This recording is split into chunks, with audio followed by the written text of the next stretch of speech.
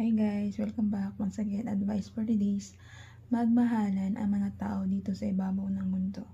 Kasi yung ganito po yun eh. Pag once na nakikita ng ating Diyos Ama, Diyos Anak at Diyos Espiritu Santo, ang lahat ng tao dito sa ibabaw ng mundo ay nagmamahalan, tsak na tsak, darating ang ating kaligtasan at lalong-lalo na ang kasiyahan at nandyan po ang kagalakan at ang peace of mind. Kasi kung ang lahat ng tao, ginagampanan niya lahat ng tao, pero suntok sa buwan yun, di ba? Alam natin dito sa mundo na to na makasalanan, na puno ng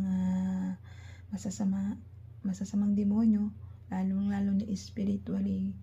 Hindi na po ako nag-expect ng tayong lahat ay magiging magmamahalan. Pero gusto talaga ng ating Diyos na magmahalan po tayo dito lahat.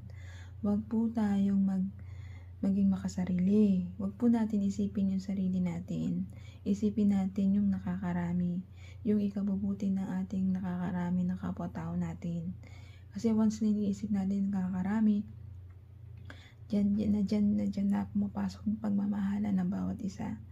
Kapag may pagmamahalan po tayo dito sa ibabaw ng mundo, tsak maliligtas lahat ng ating kaluluwa. Pero ang naninirahan dito kasama natin ng spiritualing demonyo ay nakakalungkot po, kasi yung iba po kasi nagpapadala sa demonyo, sa spiritualing demonyo.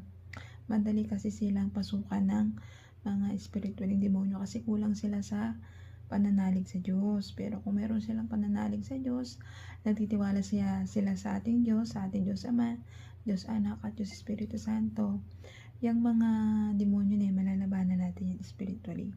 Lagi lang po tayong magdasalan. Sa data natin dito lahat ay ang pagdarasal. Magdasal ka lang po palagi, maya-maya, oras-oras, para malabanan natin mga spiritualing demonyo na yan na pumapasok sa isip at puso natin. Ang demonyo yan, siya lang naman pong lumalason sa isip natin. Kaya tayo nakakapag-isip ng di maganda sa kapwa-tao natin. Pumapasok sa puso sila, kaya nagtatanim tayo ng puot at galit sa ating kapwa-tao.